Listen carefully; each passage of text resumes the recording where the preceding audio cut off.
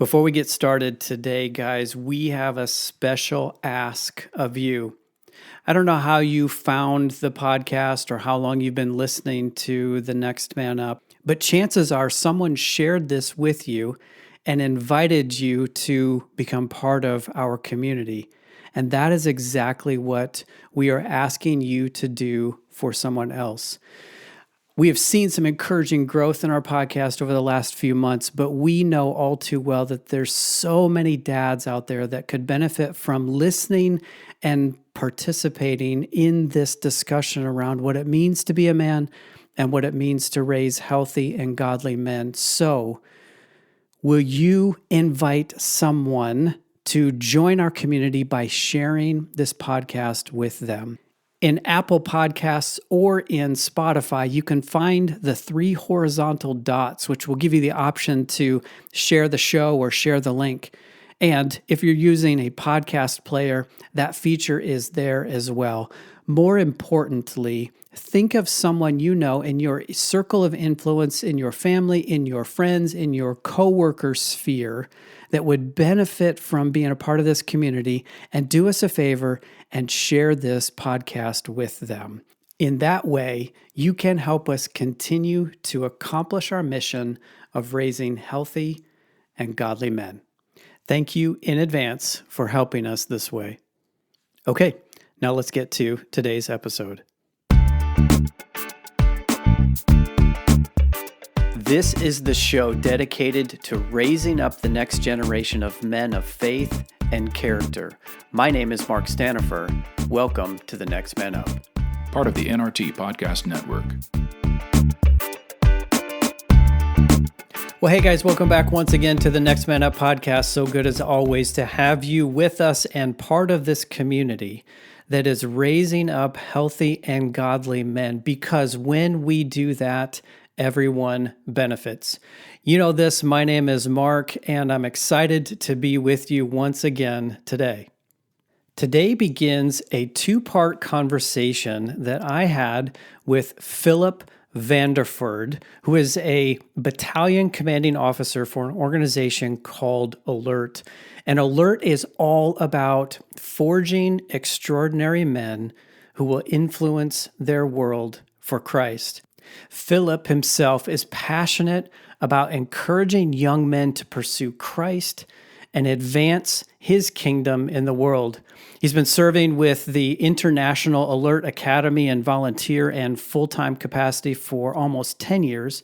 And as I said, is currently serving as Battalion Commanding Officer, which means he's leading these guys in their second and third phases of training. As you can guess, the mission is what attracted me to this organization and this conversation that Phillip and I had together. In this first half, Phillip and I get into a few different ideas, such as identity for the boy becoming man, or leadership thoughts, and the importance and significance of the blessing and affirmation that passes from father to son. In the second episode, we'll get more into what Alert is about and the different things that they do in order to help these young men become the extraordinary men that they want them to be. But in this first half, we'll get into Phillip's story and the things that we talked about. And I know you're going to enjoy this, because what comes through all of this is the heart to raise up men, and raise up men that will make a difference in their world. And so I'm excited to bring this 2-part conversation to you and introduce you to Phillip and Alert and the cool things that they've got going on. And so let's just do that. Here we go. Well, Phillip, so good to have you on the show today. Thanks for hanging out with us for a bit. I'm excited to get to know you and share your story and what you're doing with our audience, man. It's a pleasure to talk with you. For sure. I'm glad to be here. Thanks for the opportunity, and I'm glad also to share my story. Yeah. So we will unpack your story as we go, but let's start with, I guess, just a little bit about who you are, and just kind of a brief overview of who you are and what you're doing today. Sure. So I work at a place called the Alert Academy, and it's a school for guys after high school years old and up, and it's a discipleship and a trade school. And so 9 months long. My passion here is discipleship. So I'm here because I want to see guys grow, see guys walk closer with Jesus, and really be a force for God's kingdom in the world. So working here in an administrative role and also a senior leadership role here at the Academy. So I know you were a homeschool product, and we're a homeschool family. So, maybe it's just me, but I feel like this bond with anybody else that's part of the homeschool community. Yep, for sure. And you're also a graduate of the Alert Academy, right? That's correct. Yep, I finished my high school in 2009, and then I came to the Academy spring of 2009. And graduated from Alert in the fall of 2010. And so did a year and 3 months here at the program, and then ended up staying on to volunteer in various junior leadership roles, and came into some more senior leadership roles, and then was hired in 2015. So been working here as my career or my full-time job since 2015. So what was it that drew you to Alert? The thing that first caught me, it's kind of funny. I was a little guy, probably 5 years old, and I had seen other Alert graduates working. Alert graduates used to run a daytime, like a boys program at a homeschool conference that my family was at. Okay. And so I'd run around with those guys for 4 days, in the sun and the mud and all that stuff that the little guys love. And what impressed me, I guess, was the energy and the maturity that I saw in these guys. So 5 years old, I said, man, I'm going to be one of those guys one day. And I think as I got older, I maybe became a little more realistic. And so then that dream became less of a big deal in my life the older I got. Until when I was finishing up high school, I was looking at next options and figuring out where I was going from there. And so I was considering college, and planning to actually study science at a secular school. But I wanted to have a spiritual foundation in my life before a stronger spiritual foundation. My parents had done a lot already to build into my life, but I wanted more before I went into study science at a secular school. And so I came to Alert looking for that kind of spiritual growth, that spiritual foundation in my life. So as a little boy, you had some sense that this is a program that I want to be a part of. And it was, like 12, 13 years later? Like that. That's pretty cool, right, man. That's pretty cool. Yeah, it's, I wanted to be an astronaut when I was a little boy, but also in the same way that guys want to be an astronaut or a firefighter or something like that, I wanted to be an Alert guy. And that was kind of like the dream, or, there was something in them definitely that I saw that I wanted in my own life. Wow. Yeah, that's neat. So when we talked before this conversation, you had mentioned to me that you at this point in your life, when you graduated from high school and you're moving into that next stage, that you were really driven to prove your independence apart from parents. Can you talk about that, like where that came from and kind of how that pushed you in the direction that you went? Sure. I think a lot of that relates to how I interacted with people growing up in kind of my high school age years. I was a pretty high performer. I've always done pretty well at the things that I've tried. Always been a really, helpful and thoughtful guy. And there's definitely some blessings to that, but there was also, I found a lot of my identity in that. Mm. And so I think some of it comes back to the fact that I really wanted to be somebody. I wanted to find my identity in myself. And so trying to prove who I was through being a great Christian. And then as I got older, came to the academy here, and shortly after coming, I turned 18. So, I'm legally an adult, or thinking I'm all grown up now. And at the academy, we were required to write a letter home each week as part of the weekly disciplines. And also, a couple times, periodically, we were required to call home, especially in basic training. But I didn't want any more than I had to. I didn't want to call home. I didn't want to be tied to mom's purse strings because, again, that trying to prove myself to the people around me. And so I felt like if I stayed too closely connected to mom and dad, I would be seen as a child, and I wanted to prove myself to my peers. So the way you said it this time is a little different than the way you said it last time, which Sure. makes me want to ask you this question. Would it be fair to say that you were wanting to prove that you were a man? Absolutely. I would say that's 100% what I was looking for.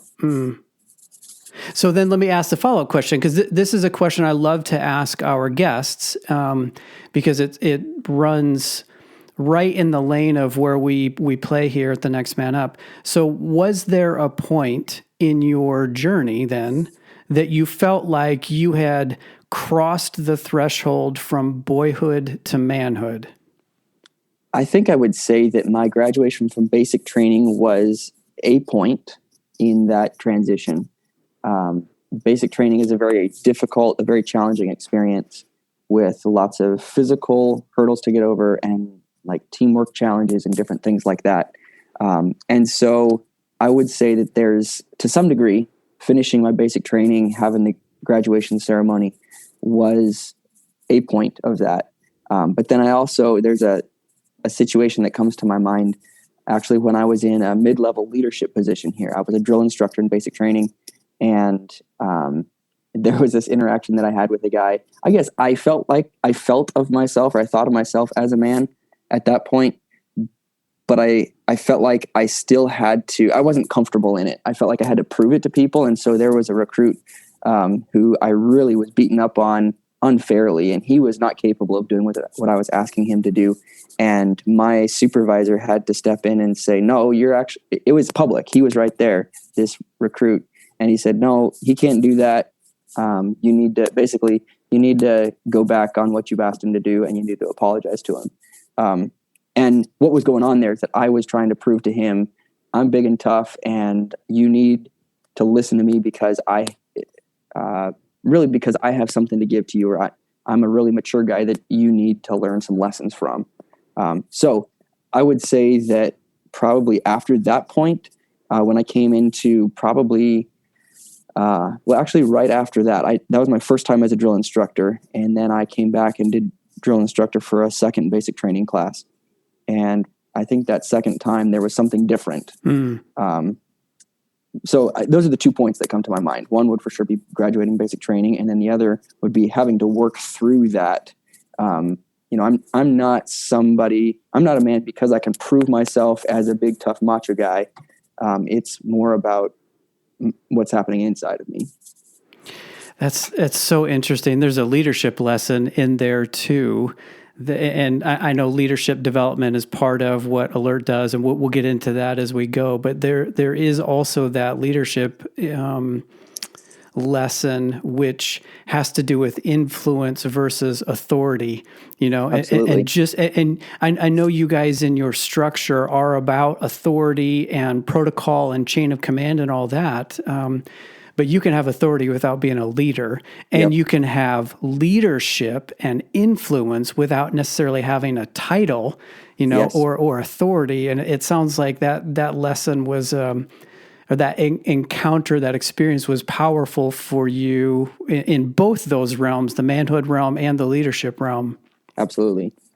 That's so cool, man. I love to hear stories like that as guys are working through this transition. And, I didn't know what answer was going to come out, and perhaps you didn't anticipate the question, but that was a good one. Here's the other question that I enjoy asking guests, because I know how influential our fathers can be in our lives and our upbringing. What I'm curious about is how would you describe the influence of your dad in your life and in the man that you've become? Sure. For me, my dad, I had a great relationship with my dad, and I'm really grateful for that. A lot of the guys that I work with here at the academy, even if they had a father in the home, often they felt estranged or they felt afraid of him and they couldn't ever get close to him. My dad used to take us on, he'd call them daddy dates, and we'd go, eat a cookie and drink a juice box and sit at the park when I was little, or we'd do other things as I grew older. So had a close relationship with my dad. A few things come to mind about my dad's influence on my life. One of those is the way that he would counsel me as a adolescent and then moving into young adulthood. My dad kind of sticks out as somebody in my mind who knows the scriptures just inside and out.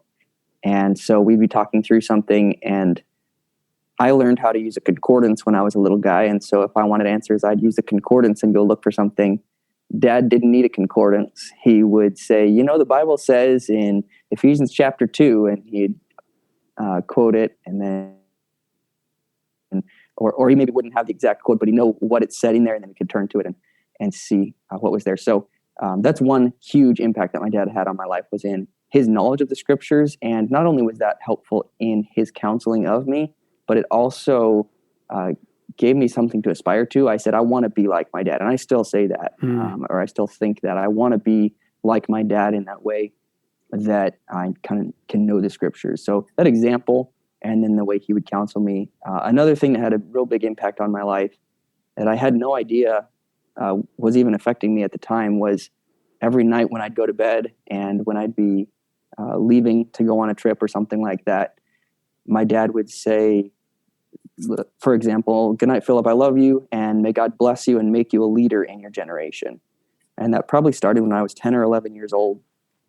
And I think that kind of blessing spoken over my life had a huge impact on me as I started to grapple with what my life was going to be about. And I kind of went through or wrestled with the question, am I going to live for a comfortable life and the things that the world has to offer, or am I going to live my life for God's kingdom and for his glory?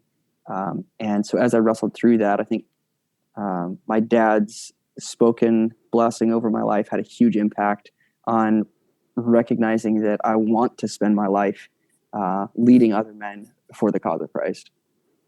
Have you asked him what prompted him to initiate that blessing? Have you guys talked about that very much? I haven't asked him why he started. I did.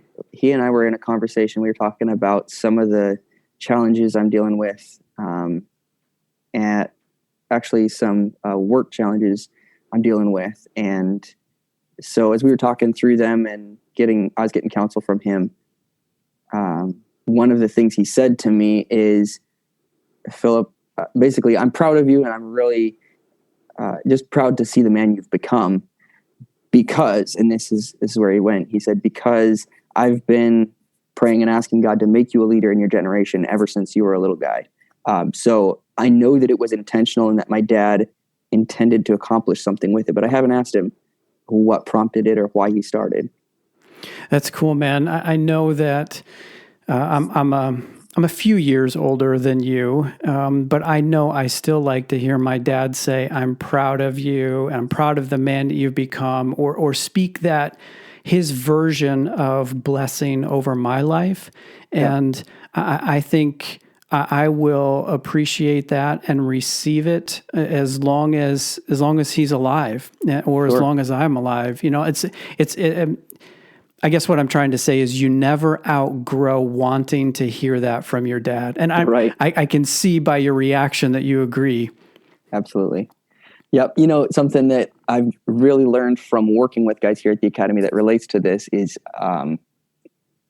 I guess I've noticed guys, even these ones that I talked about, a lot of guys don't have a close relationship with their dad. Even a lot of guys who say, I don't care about my dad and he doesn't have any place in my life. Even those guys, if you watch them for a little while, they start to make decisions looking for their dad's approval. And so, yeah, it just seems like it's such a huge thing in our lives. And I think it's something that's hardwired into us, that God built into us, that our dad just has that opportunity to influence us, that we're looking for our dad to give us something, or to approve of us, maybe. Yeah, I totally agree. And you could make an argument probably fairly easily that that's also part of how God relates to us. We don't really know what that relationship was like between God the Father and Adam, but there's familial language, there's family language, and all throughout, from beginning to end of the scriptures, God refers to himself as Father and to us as his kids. And so Yep. I think you are right that there's that hardwired need for boys to receive that blessing from their fathers. And it's also worth pointing out, even though this show is about boys and men and masculinity and all that, it's something that girls need too. And Sure. it's hardwired into kids to want that validation and blessing from their fathers. And when they don't get it, things go bad. Things go really Absolutely. bad. Absolutely. So let me ask you another question, because what I've heard you say is this spiritual blessing and wanting to be like Dad and scriptures and wanting to be the man that you were created to be. But when we talked before, I know you described this moment where you were really called to a bigger vision, and it wasn't your dad; it was someone else in your life. But take us through that, because I think listening to you talk about that before, it was a pretty pivotal moment in your story and in the man that you've become. It absolutely was. When I finished high school, my plan was to go through just the boot camp phase of Alert, and then to go to study science at a secular college. I didn't know what I wanted to do for a career, but I knew that I loved science. And so I figured that I'd start with pursuing science in college. And as I got into science courses, figure out, okay, what field do I want to kind of pursue further? And so that's where I was headed. And my vision for my life, my dream, or what I wanted to be, I wanted to have a Christian family. I wanted to have a good job. I wanted to settle down. And it was based on comfort. It was based on me wanting to have a life that felt good to me. And I guess it was based on me. That's probably the root or the basis of that. And I came to Alert, wanting that spiritual foundation, but also thinking that I had my life together. I thought that I was in a good place, and I just needed to, brush up a little bit, get polished off a little bit, and I would be, a really mature guy and set to go. And as I came, I had basically a breaking experience. God showed me a lot of issues in my life that I didn't realize I had. Specifically, self-focus and pride were the two big things. It sounds like the way God works with us, right? Hey, let me show you something over here that we can work on together. Yeah, that's how God has worked with me for sure. And so that breaking experience brought me to a place of being ready to learn, ready to listen, and saying, God, what do you want to do in my life? And so as I transitioned into the practical leadership and then volunteering in the junior leadership roles, I was working under a guy who I would describe his vision for life as, or his passion in life. He wants to live his life to see young men fully committed to Christ. To see young men fully committed to Christ. I haven't heard those words from him, but that's what his life has spoken to me for the last 12 years. And something about that was attractive to me. I saw in his passion, I saw in his life something so much more meaningful than anything I had.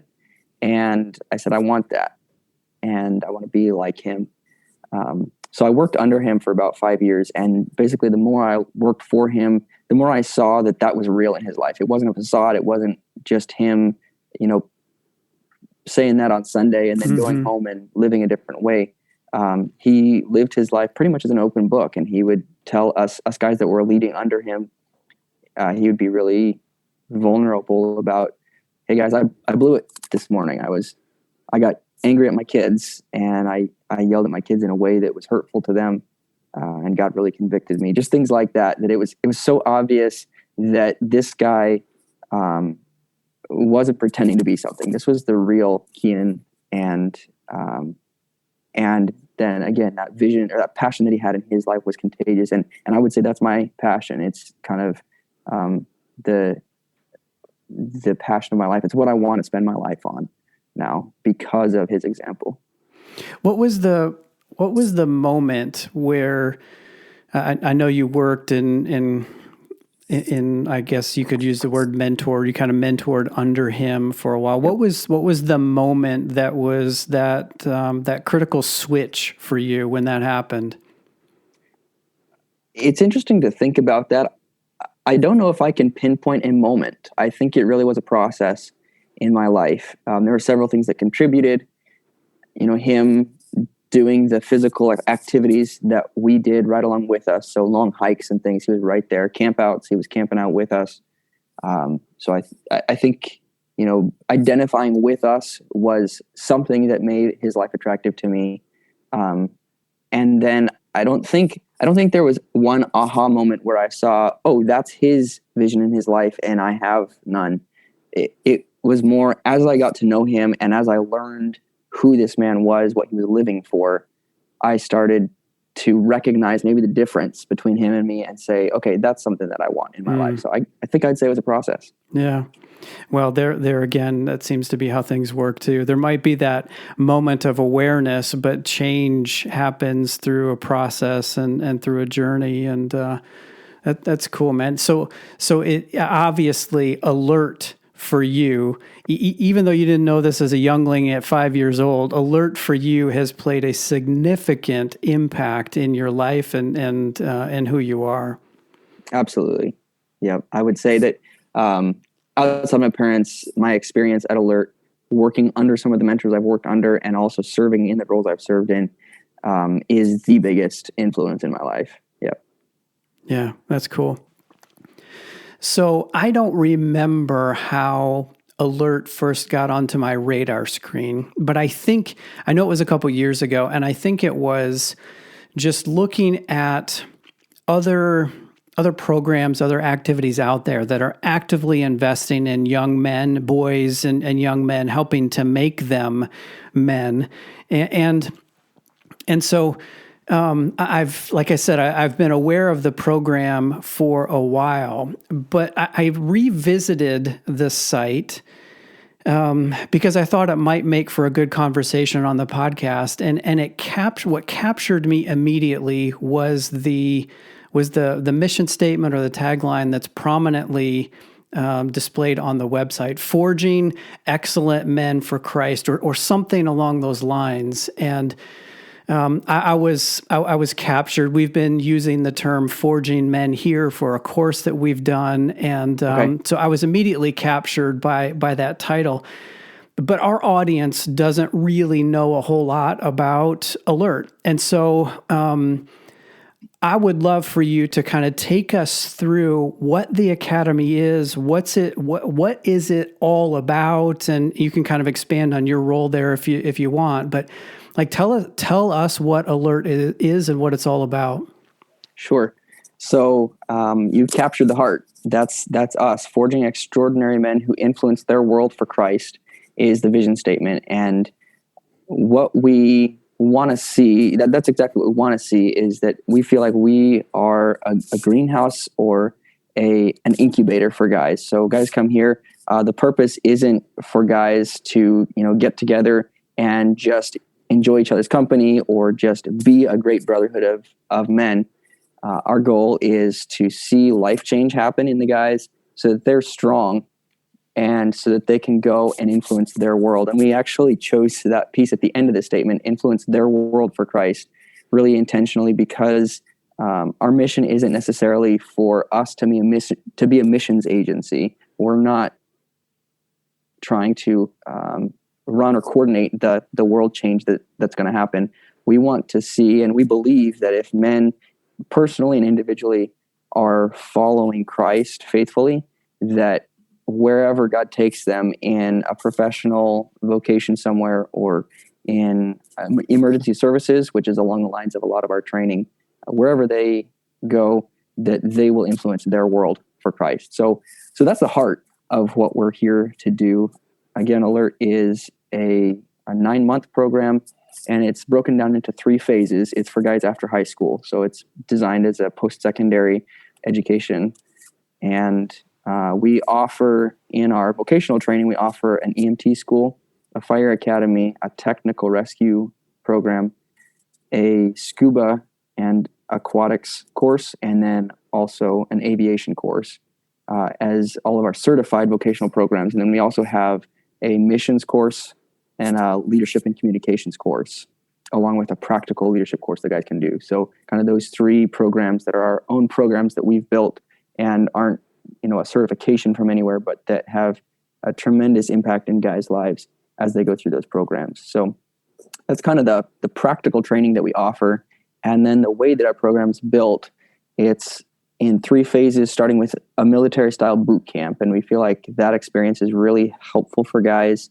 And it does a couple things. It kind of brings guys to a place a lot further than most of them have gone as far as being challenged and facing things that they don't know if they can face. So we do a lot of hikes, climaxing with a 56-mile endurance hike. We do that in 24 hours. Wow. And some other challenges that are team-based, but things that are big hurdles for the guys to get over.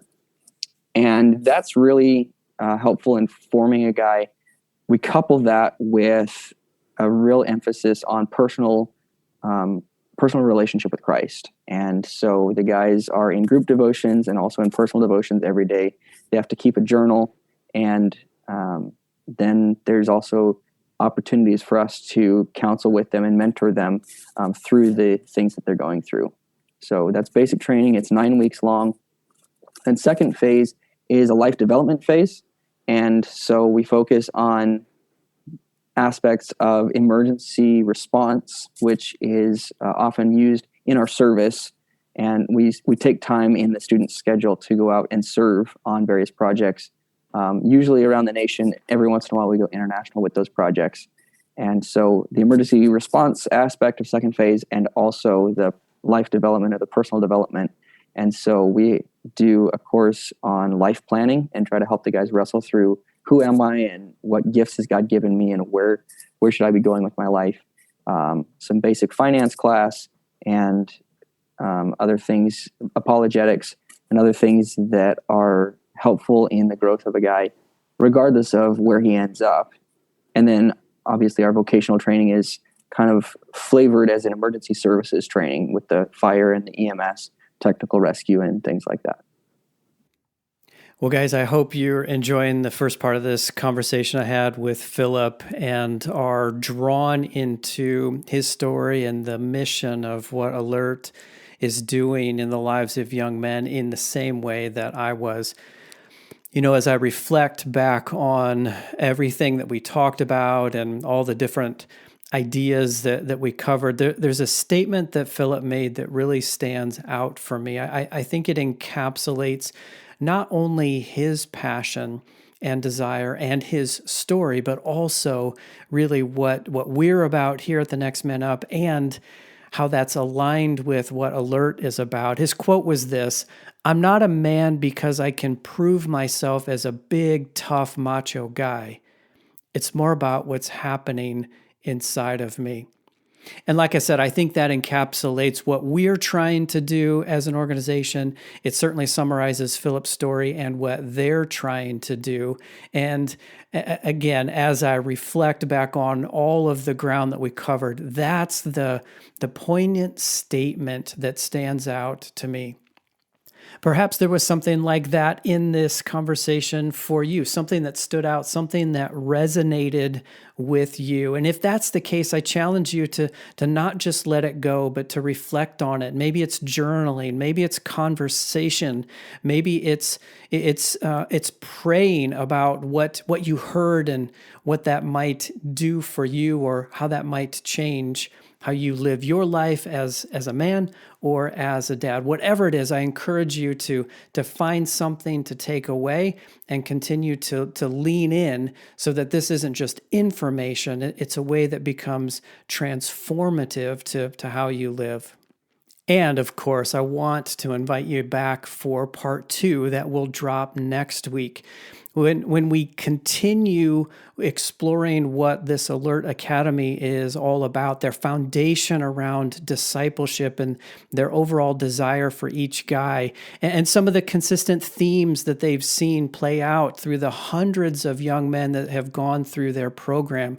What are the things that they're seeing over and over? And of course, an understanding of who is an ideal fit for Alert, so that you can be on the lookout maybe in your own home or for those that you know in your circle. So would invite you to come back for next week as we wrap up this second half with the conversation with Phillip. Okay, for now, that's it, guys. Thanks once again for being with us. As a reminder, feedback at The Next Man Up is where you can get us feedback at thenextmanup.com. For questions, feedback, suggestions, any and all, we would love to interact with you in that way. All right, that's it. Until next time, as always, guys, adios.